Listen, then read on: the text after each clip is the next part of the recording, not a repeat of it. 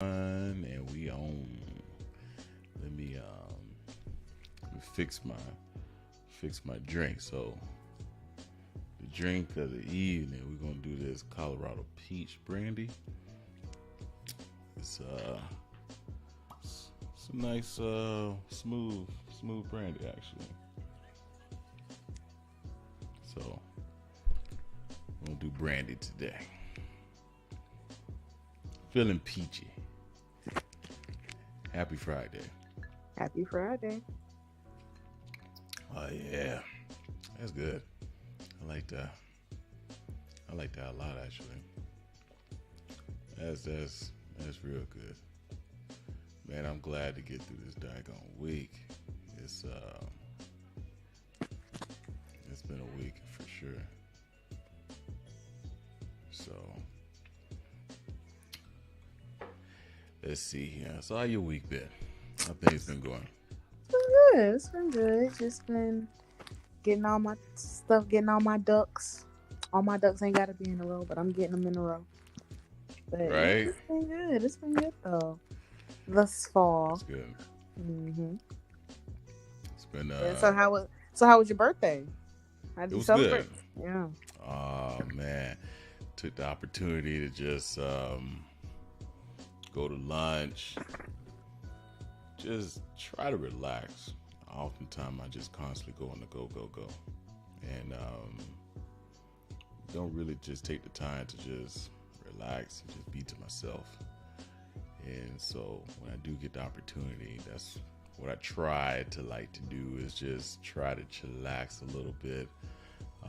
Not really into the gifting and wanting this and that. Not a materialistic person.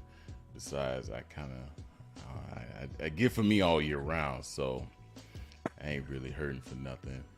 So Facts. that's all in all, all in all, Facts. I am doing good.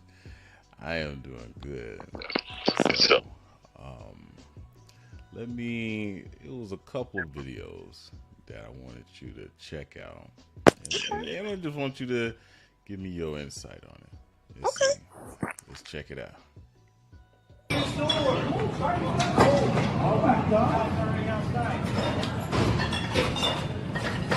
What the fuck? Oh my god! I think one of you guys go see what car they're driving, get the license. Get the license plate of the car. License plate. Get the car, get the car. Yeah, no se puede, ¿no? Oh my goodness. Oh my goodness. License plate of the car. Y'all gonna go to jail. Lord, is it worth your freedom? Pega mais, isso. Don't come back to the store. Of course not.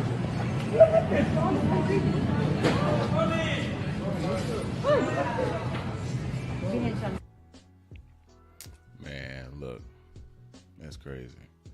So, first of all, just a little background and context on that. So, in California, you're not allowed to interfere with anyone that is doing petty crimes such as theft. Security can't do nothing. All they can do is just watch. I guess they take it as if it's more of a higher risk to get involved versus just let the person come and do what they want, let them leave, do a report, and then just come back and, hopefully they can find who did it. But that's crazy. And honestly, it looked like some high school kids that's, cause they look pretty doggone young. Man, listen. And the thing about it, cause when they first passed that law, it was a guy that went into a Walgreens, went in there, just cleaned the shelves. Security guard couldn't do nothing because if they do get involved, they lose their job, they can get charged. And the crazy part about it, the criminal can, in regards to the law, can sue the company or the security guard for an assault. That's why nobody fool with California like that. Yeah. Oh, I did not know that. Mm-hmm. Did not know that. I just learned something. I mean, that explains why there were cameras rolling and nobody doing anything. And nobody does a thing, man. So it's What would you consider a petty crime? A misdemeanor, felony? Like what classes are we going? Because someone getting robbed. You know what I mean? Well, it's more of just I guess that petty crime, shoplifting is one of those things that they feel like they don't want to staff or anyone of that sort risking their life to stop someone taking some merchandise, because people have got shot and killed for trying to stop someone. Because you gotta understand, when people are doing these types of crime, whether it's grand theft auto, going into a store shoplifting, they don't have nothing to lose. And a lot of times they are armed, or somebody that's waiting for them in the getaway car, they're armed. So it's I'm thinking about the amount. I mean, the punishment definitely will probably have to fit the amount that they stole, and it's looking like probably close to maybe I don't know if they had top shelf, probably about $2,000 worth of liquor. Maybe more, maybe a little more than $2,000 worth of liquor, but finding them might be a little interesting. I don't know. I don't know. Like, at first, it looked like a dare. To be honest, it looked like, because I would never, when you steal, you normally do it discreetly. That was not discreet. You know what I mean? That was just out in the open. I don't care. And if people are doing that, it's probably gonna, like, California might have to just go ahead and revert that law, like, just rescind it, because I think that's been in effect for several years now. Really? Like, I just don't see how that's productive. If I could just walk in anywhere and just start stealing and everybody can just watch me do it. Yeah, they cannot do a thing that's about crazy. Like I said, the most they can do. I remember I was even here in Texas. I was at Best Buy just chilling, browsing through. And this guy comes in and takes, I think he took a camera or something like that. And security guard right there, and couldn't do a thing. He said the most they can do is just take a police report. That's it.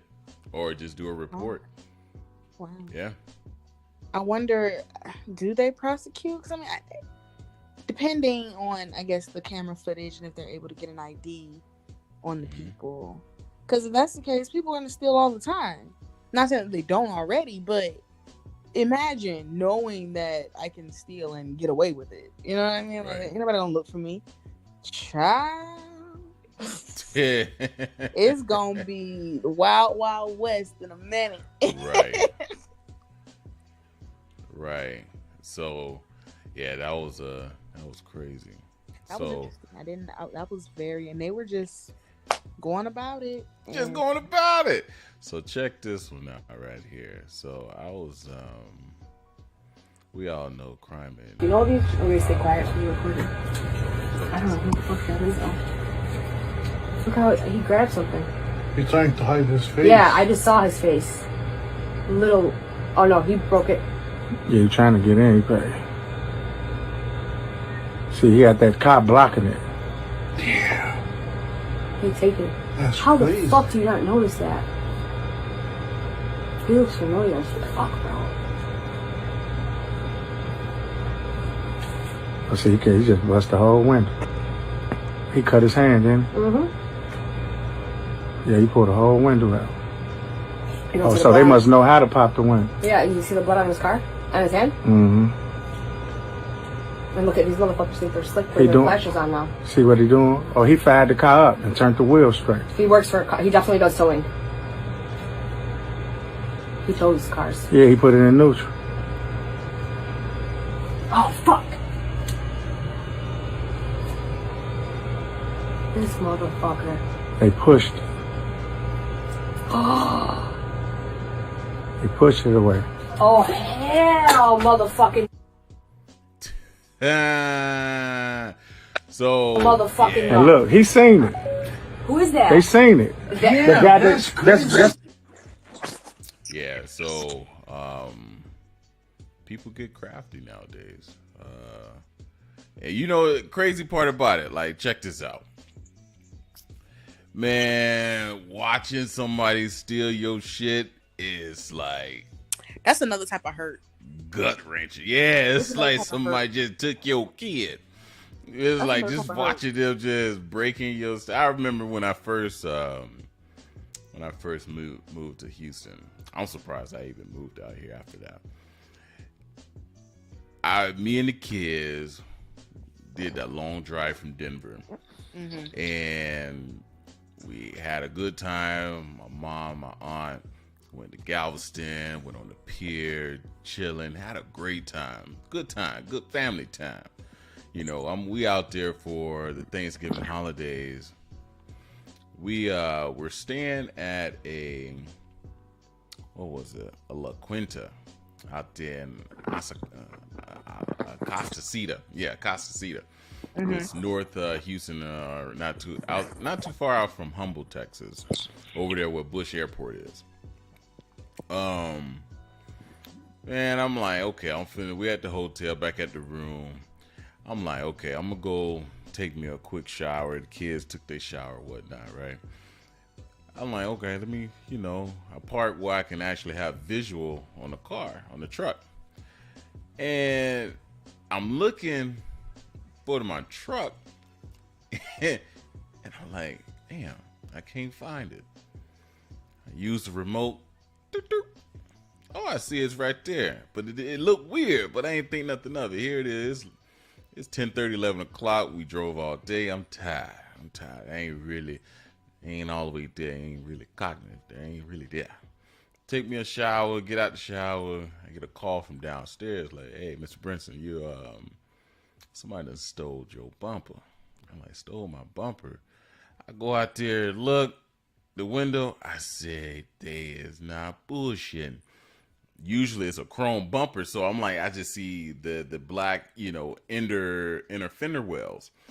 And I'm like, you gotta be kidding me. So I get downstairs, I look at the truck. They took the entire bumper off my truck. Go in there, talk to the security guard, right? He tells me, look, he said, theft has been up around here, whatever. Meanwhile, while we talking in the parking lot,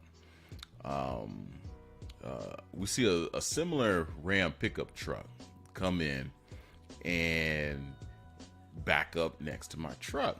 So I guess they didn't realize that, we up here sitting there. Okay, I'm checking them out, right? I'm like, I nudged my man's out. The security guy said, hey, look at this truck over here. And next thing you know, they realized that we were scoping them out. We was watching them. Harris County eventually pulls up into the parking lot. They jet all of a sudden. I'm like, yo, my man, they right here. Harris County said it coming into the parking lot trying to come towards me for a report. Damn me, man. At the time, you need to go after the suspect.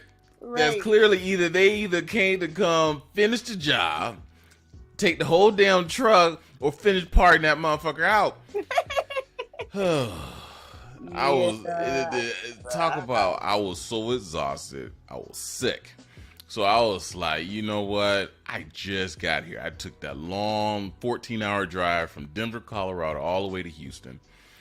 And so I'm like, I wake the kids up like, hey, we got to go.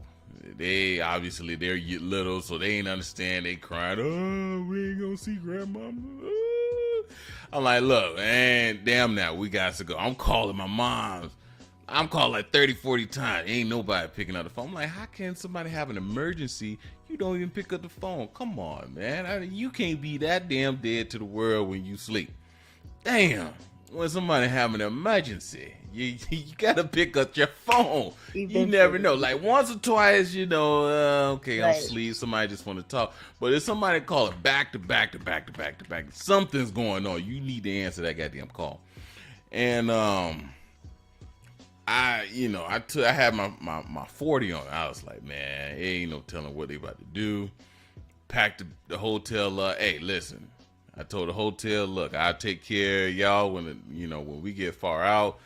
My only thing is get my kids to safety. We jumped in the truck and started heading back. I was like, man, you talking about tired after doing 15 hours plus driving around? Y'all don't understand. Houston is massive. Massive.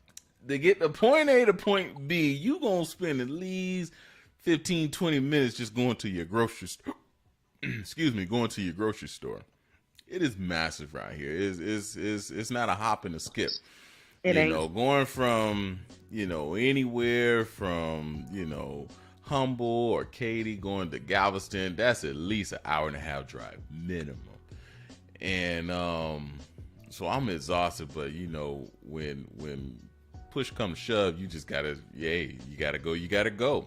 Got in the car, I was pissed.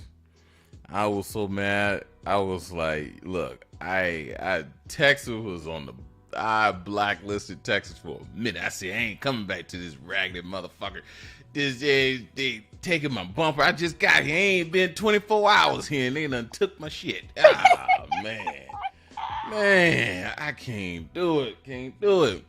But look at me now. I'm a Look at you now. Look at you now, living big. But yeah, I understand, man. That's a sickening feeling when you watching somebody take your stuff or knowing they took it and you still. stuff. Yeah, that's it. Thank God I've never experienced someone taking my car. I did have a feeling when I got my car towed in Gainesville at UF. Night out, having a good time with a good friend of mine. Know where I parked. I drove down there, downtown Gainesville, and it was time to go. I go to where my car was, and the parking lot is empty. Ain't a single car in sight, including mine. And I said I just knew somebody took my shit. I was like, oh my God. I thought I got robbed. And I could not figure out where to go. I'm like, where is my car? I'm stuck. This has never happened to me before. I'm just like, my car is gone. My car is literally gone. I was sick. I was like, my daddy gonna kill me. You can't find a car. He gonna be like, what the hell you mean you can't find a car? It ain't where I left it. And I'm like, I'm frantic. I'm there with my friend, and I'm my best friend. I'm just like, oh my God, how I'm gonna get my car? Come to find out, the tow company, there was a sign, and it was on the other side of the building. They was good for that. It was on the other side where there weren't no parking spots, so it was a towaway zone. Yeah, all the cars in that parking lot was gone. We had to walk to the tow truck. We had to walk at night. It was like 11, 12 o'clock at night. We had to walk. That was sick. I was sick. I walked out. My car was gone. Right. Oh my goodness. Oh, I can only imagine if it was actually stolen. Jesus. Ugh. That would I would have like cried. And then to have video of it being stolen is also just nerve-wracking. Because now you gotta like, okay, look at this person like stealing my car, and then ain't no telling where it went, to a chop shop, to anywhere. Yeah, you can't be too careful nowadays, and you got to be careful in the neighborhoods you go in. You just never know what you may run into, and honestly, nowadays, especially if you in areas like Chicago, certain parts of Dallas, Houston, Denver, rough areas of Miami. I remember when I went to Miami earlier this year. My cousin, she had to go out there and get all, done up and fixed up, tucked and pulled and ironed out. That's where they go get your BBLs and everything. Man, the women make Dr. me Miami. Hey, listen, they made me uncomfortable in that doctor's office. Boy, everybody walking around with a big ass and they after surgery. Hey, girl, what you coming? Get your BBL? Yeah, baby, I coming in to get my BBL. Oh my god. Oh my god. But yeah, you gotta go. You gotta definitely be prepared. Like I said, it's better to, have and not need it than, need it and don't have it. So I always try to keep myself prepared and ready at any given time. Yeah.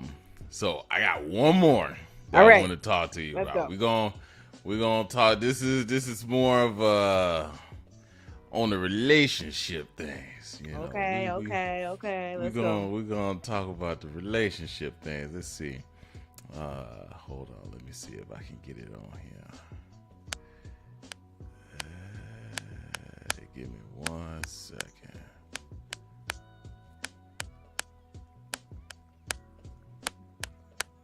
Ooh, there we go.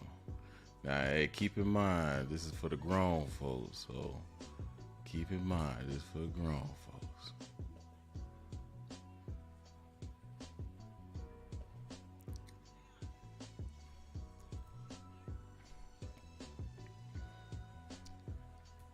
Where the volume at?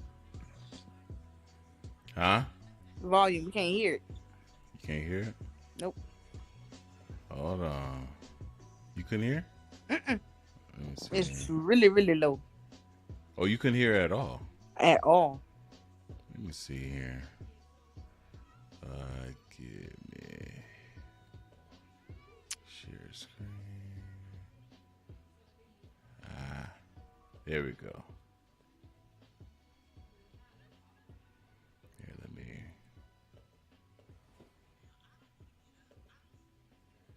All right. Here we go. Let me know if you can hear it now. Oh. Married sex is not boring, but now I just know I have choices now because you hear, right? So when you be like, let me come in you, I'm like, nah, because then I'm gonna have to get up and I'm gonna pee it out, and I don't really feel like getting out the bed. So just let me swallow it. That's why I swallow it. It's for cleanup. It's the cleanliest thing that can happen right now. I don't want to get up. I don't feel like peeing. I just peed before we got in the bed. So is that the reason why women swallow? I think between that and, I'm always scared that I'm pregnant. So that's the easiest way. But now, and someone pointed this out, like, you got a vasectomy. I can stop doing that shit. Yeah. Now I just do it for cleanup now, though. Just for cleanup purposes. Yeah. When I'm in the bed, like, you pee before you go to bed. I pee before I go to bed. You see me. And I don't want to get back up. So I'll be like, all right, well, bye. Turn over in the bed, roll over. I'm gonna see you in the morning. All right. Me and your kids just gonna lay on this pillow. Marriage is not boring, but now I just know I have choices. Hey, listen. It bees like that sometimes. Hey, listen. So there's a lot of women out there that need to be swallowing. We wouldn't be having so many oops or daisies out here in the world if more women just go ahead and sip on a cocktail. Can't relate. Can't relate. Hey, listen. Can't relate. Hey, it bees like that sometimes. So you just, hey, we wouldn't be having a lot of baby mama drama and whatnot in the world, worried about it, fussing and fighting about what the Supreme Court did and everything else. Hey, I ain't got nothing. I didn't have my protein shot. I'm good. We ain't gonna have no problems. Listen. Hey.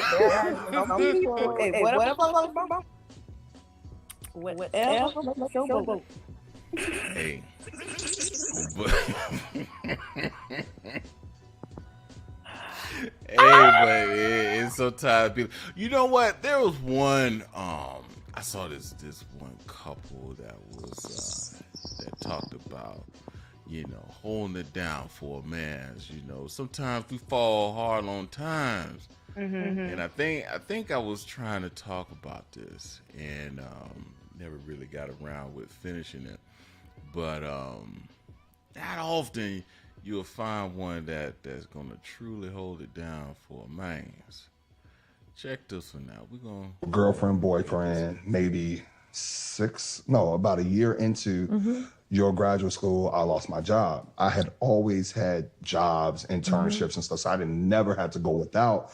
And he's a provider. Like, that's just who he is by nature. He's a person who, if we go out for drinks, he's going to slap his card on the bar and pay for everyone's drinks. So to not be able to do that was taking a toll on him. It was messing me up. So I was like becoming a very angry, different person in that point in time. I'm running out of money. She wants to go on double date with one of her colleagues or one of her classmates. And I'm like, no, like, let's eat this Jimmy John's this weekend. Like, I'm just chilling. It's like, no, her boyfriend's coming to town. We're going out. And if you ever met this one before, she can be very much decisive and you don't have much say in it.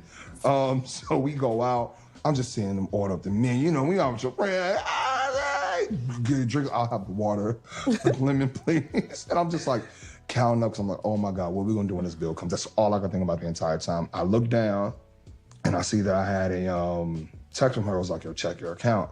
And I saw that she had quick paid me money to cover the meal so I could pull out my card as opposed to her, pulling out hers. And that just like, that's crazy, bro. Like that right there, I said, when I get my life together, I'm marrying you. You don't have to think, I'm marrying you because you freaking get it, bro. You with me, what was the most humiliating moments of my life, just like she wouldn't let me lose hope.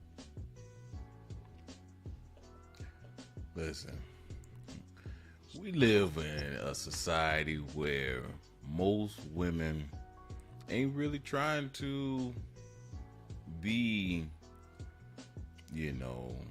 that right hand for a man.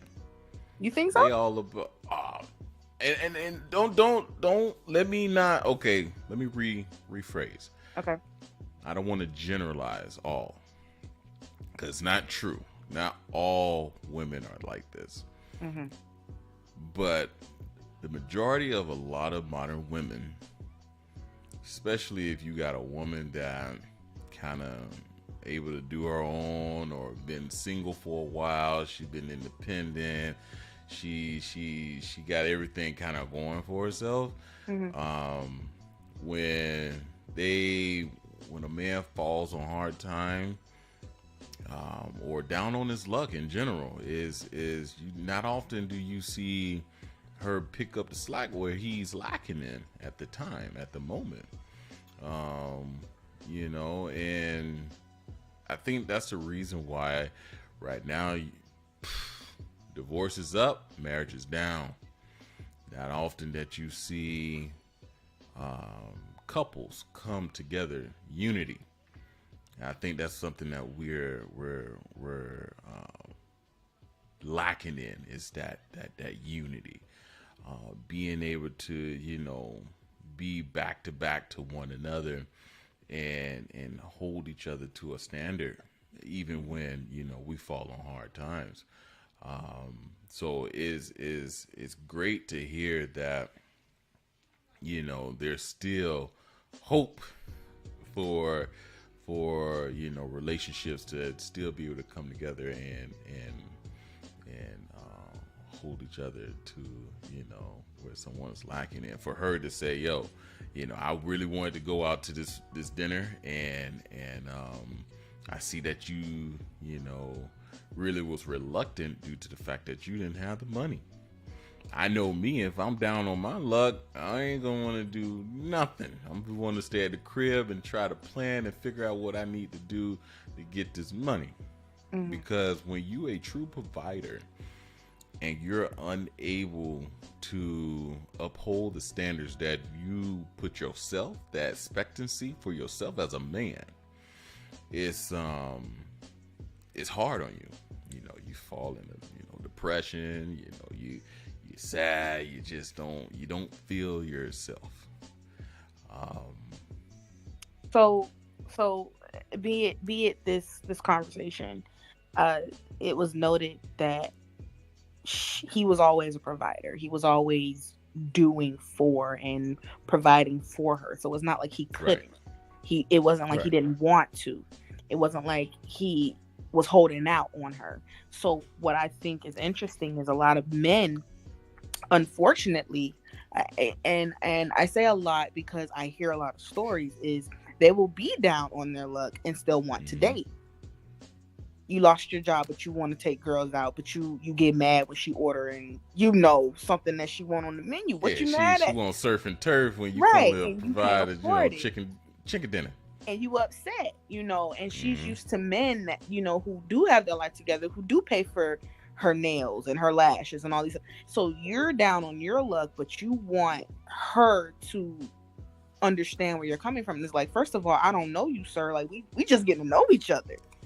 So are you really a provider? I can't tell, because every time I want to do something, I want to go somewhere, you trying to dumb it down, or you want to go the cheapest route, and it's like, I don't know, or she got to come out of her pocket.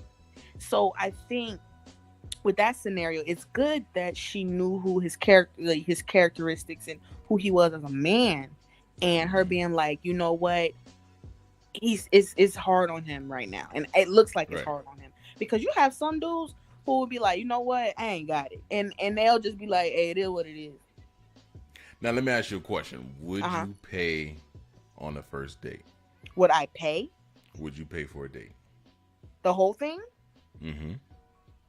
Ooh. Would I pay for the whole thing on the first? It depends. Oh my God. So what it depends? If you see the true potential in the guy or whatnot? Potential ain't the word I want to look for. It would have to be a certain situation that ensued for me to be like, I got it. Okay.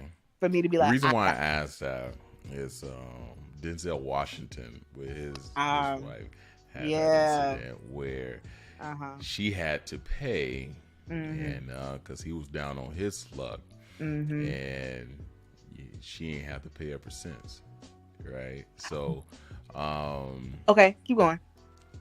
Is oftentimes I think certain women are quick to jump the gun and don't realize what they have in front of them, or what the potential may be that they may encounter, because they get the wrong idea, or just feel like, hey, this man, he asking for me to pay, or if I can go half on it, See, going half is different. I don't think going half is a problem, but when you said if you had to go half, would you call him back? I would call him back. You would? I would call him back. Yeah, I would call him back, because I know some people would be like, as soon as they get home, they're gonna be like, oh. I mean, first date, we're getting to know each other. I would prefer, honestly, I would kind of prefer we go someplace where I'm comfortable. I might buy my own meal. You get your own. Like it depends. Again, it really depends on the situation, how we met, how well we know each other. Because sometimes they're like, because sometimes people may not be comfortable with paying for a meal for a stranger. I've heard that. You're a stranger. Why would I pay for your food? But I mean, I get it. I get the notion. But at the same time, it's like, I understand where the other person is coming from. And I feel like if you're empathetic, if you understand, you're like, okay, I can see why you wouldn't want to. But the man that pays outright, no questions, he getting a call back. Ain't no question about it. If he's a gentleman, if the conversation is good, all of this stuff. But you got to see, but also noting that maybe Denzel and his wife, I think they met in school. So it's not like she ain't know who dude was. You know what I mean? So it was kind of like, I kind of know who this man is already. So a lot of these stories, the woman already knows who he is. And it's like, if I don't know you and you asking me to pay all this money, and it seemed like everybody coming out of pocket when they're around you, it ain't looking too good for you. It ain't looking too good for you, my man. It ain't. You know what I mean? And if you always down on your luck, if you ain't never got a car, if your car in the shop for 3-4 months, if you, something's up. What's going on here? Hey, sometimes, hey, listen, I don't be. You can't kick a man when he's down on his luck, you know. Come on. I'm not gonna kick you. It's just I don't think you need to be dating. If you are down on your luck, you need to be focused on getting it together before you start trying to bring a woman into your life, or if you start trying to get into her life. Because if you're not ready, if you can't provide for her, if you can't, you know, like if she want to go on a double date and you like, you sitting there looking at the bill, you like water. I'll take a salad. Nah, I'll just eat the little shareables. I just want an appetizer. You know what I mean? It's gonna look like. Listen, you done open up a can of worms when you came up with that one. So listen, okay, if that's the case, why is it that a lot of even women, right, that had previous trauma, bad breakups, damage, hurt, haven't fully healed, haven't seek closure from what they experienced and went through. Do you think they should be dating? No. Be in a dating market? No, they should not. Because all they're gonna do is damage people too. I would never suggest someone jump into another relationship without healing. Whatever that person did, you need to heal. So when I see people going from back to back, I'm just like, you grown. I can't tell you what to do, but deep down, I'm like, that's not gonna last either. Because now, whatever you had, whatever baggage you got from that previous relationship, you're bringing it into this one, and this person could be nothing like old boy, nothing like old girl, but you're treating them as if they are. And I'm a firm believer that a lot of people may have lost the blessing because they haven't healed. They haven't took the time to reflect and say, okay, maybe it wasn't always this person. Maybe it was me. Because there's a lot of people who don't want to take accountability. Maybe, maybe it was me. Maybe I did. I messed up. But it's always, I feel like another reason a lot of, like you said, marriages are down, divorces up, is everybody's pointing a finger and nobody's doing a lot of reflecting. And no one is taking accountability. No one's taking accountability, man or woman. Everybody's like, it's your fault. Oftentimes when I have a conversation with someone in regards to relationship, it's always leaning it leans one way. And I always say there's, like they said, 3 sides to a story: his, hers, and the truth. And that is true. We don't take accountability. We don't. And when you have 2 damaged individuals trying to make something non-existent work, it never pans out the way you expected or wanted to.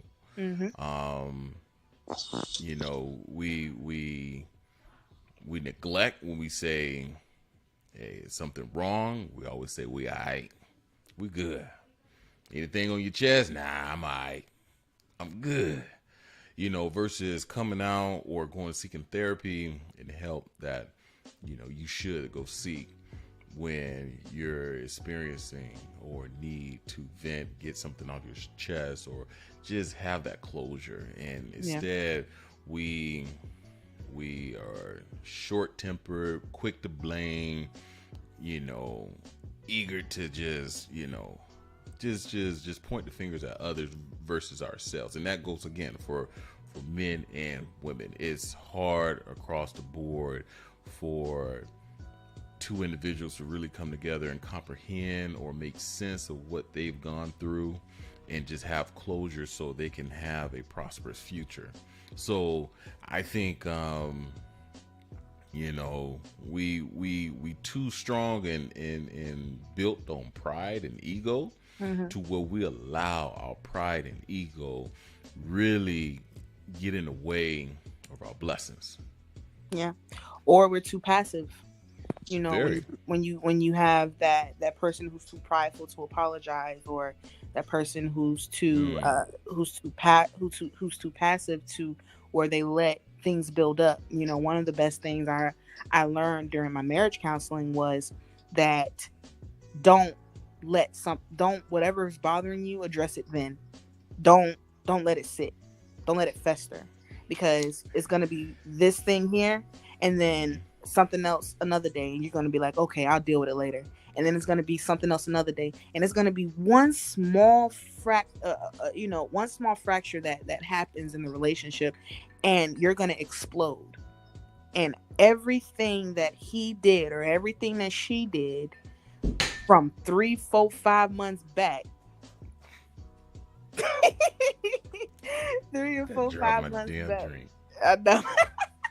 But 3 or 5 months back, you're gonna explode, and it's gonna turn into something it shouldn't have turned into. Right. You know, that little match turned into a volcano, and it shouldn't have done that. But here's my thing I have on that. Mm-hmm. I feel, okay, I hear what you're saying is there's, maybe we should talk into the moment. I disagree. The reason being, when you're dealing with flared emotions, anger, you crying or he's upset, you're not thinking logically. You're going back and forth. Your voices are elevated. And you just really can't come to terms. I do believe in taking an opportunity to just walk away for a moment. Not saying we're going to sweep this under a rug and not have that discussion at all, but take a moment to bring the heat level down. No, I agree. I agree with that. But I'm saying before it gets to that, why did it elevate to you screaming and yelling about somebody? You know what I mean? Something happened before that to fire you off. Now if you got a short temper and you quick to flare up, that's a personal thing. That's a personal thing.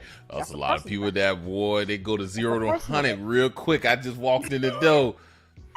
See, that's a personal bitch, who the hell is that? Yeah, so you got people, that's a personal thing that person needs to handle, though. If you have a personal problem with, okay, I don't like to see shoes in the middle of the floor. Right. And if you walk in the house and you see shoes in the middle of the floor, the first thing you should say, hey, whose shoes are these? I don't like to see shoes in the middle of the floor. Regardless if it's the kids, the wife, the husband, whoever. I don't like shoes in the middle of the floor, right?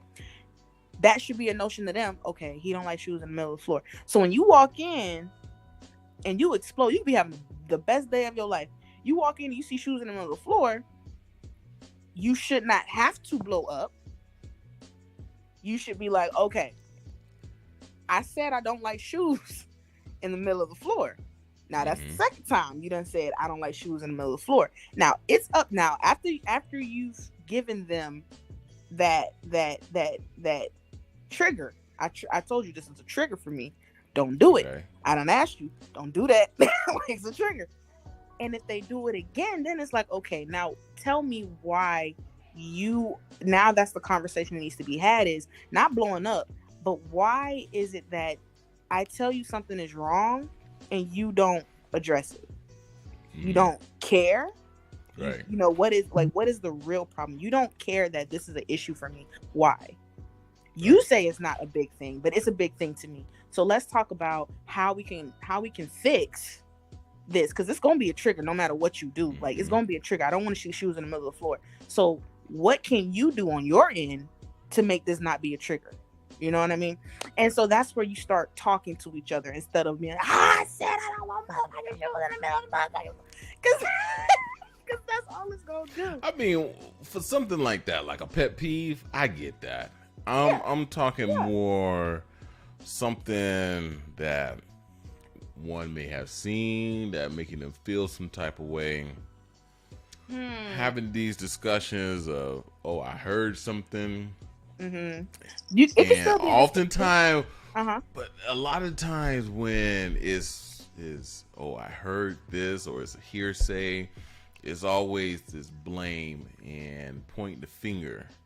Like, what is it?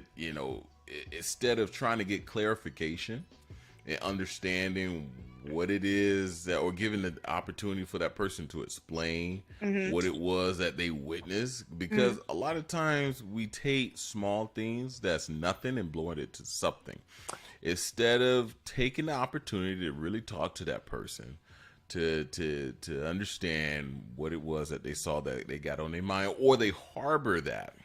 They'll harbor it, and that's where, you know, a lot of times where, you know, it's the building blocks, unstable, on an unstable foundation.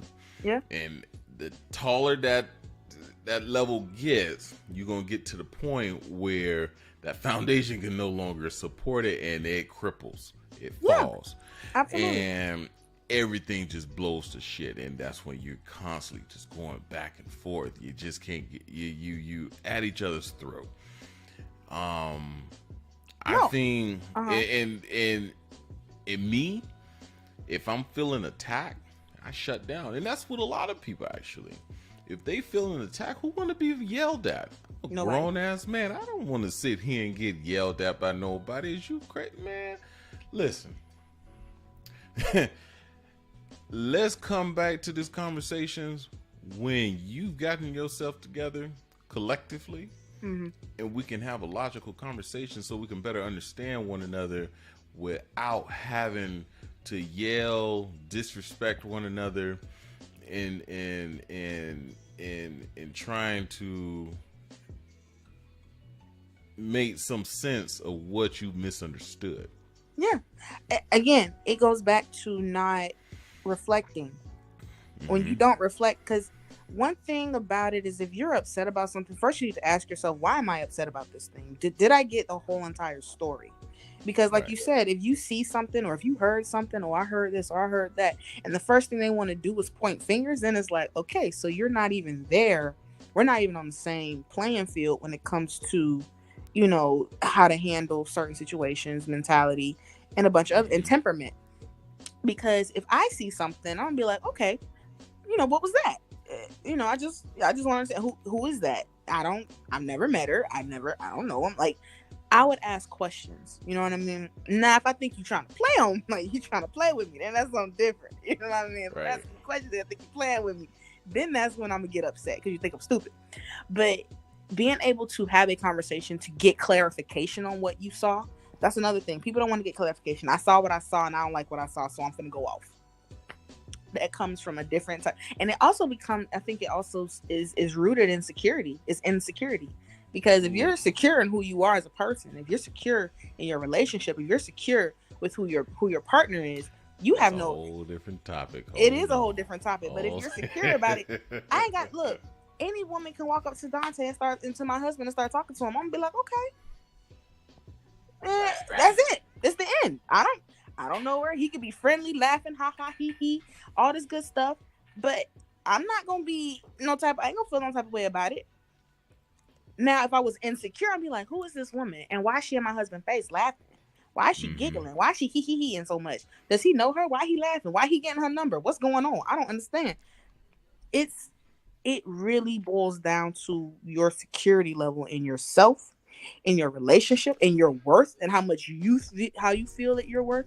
If you feel like if you feel like you the shit, you ain't got nothing to worry about. You're like, all right, hey. Ain't got nothing to worry about. Ain't got nothing to worry about. But if I feel like that security, that insecurity breeds a whole stuff. With that being said, you need to feel secure. You have to feel secure. And so is our job as a man a lot of times to ensure that our woman feels secured. And the same thing for a woman to a man. Right. Yeah. You got to make sure that person feels loved. That person feels that. Yeah. Give and take. Yeah, it's a give and take. You got to make sure your partner feels loved. He feels valued. He feels appreciated. And the exact reverse for women. You got to make sure she feels loved, appreciated, valued, all of that. But if only one person's doing all the work and the other person's reaping the benefits, somebody is unequal. Is not equally yoked, and somebody's going to feel some type of way when one small thing happens. I'm like, just one minuscule of something. It can be so tiny. Just blow the shit. Yeah. Knock all this shit over. Exactly. You fucking with me. That's all. It'd be like that. It'd be like that. Especially when you feel not appreciated, undervalued, and all that stuff. And then it's like, oh, but you go above and beyond for all these other people. What kind of shit is that? And now You got one time to buy a gift card for somebody else, and then it's over. It's a gift card, like it's $25 gift card to Steak and Shake. Are you serious? And they blow up. It's like, all right, no, not to buy no more gift cards, and you think they crazy? I mean, I know myself. I've been called a natural, just a charismatic person, or someone who just they will seem like you too damn nice. You too flirtatious. It's just how. Listen, y'all gotta understand. We Brinsons, men in general. Yeah, we just charismatic. That's the nature. It's in our DNA. It ain't just for the men. Women are charismatic too. Put a smile on your face. We'll make you feel good. Yeah, laugh. It's a hobby. It doesn't necessarily mean we trying to get in your drawers. We just want you to have and feel comfortable around us. That's it. Not having a good day. Oh, first thing I'm gonna do is put a smile on your face. Yes, that's how it be. That's how we are. So, this was a great evening, great happy hour. It was. I really enjoyed it. Thank you for joining me. You're welcome. And we definitely got to do this some other time. So absolutely. All right. Well. Until next time, y'all have a great evening. Top of the evening. Take care. Bye. Bye.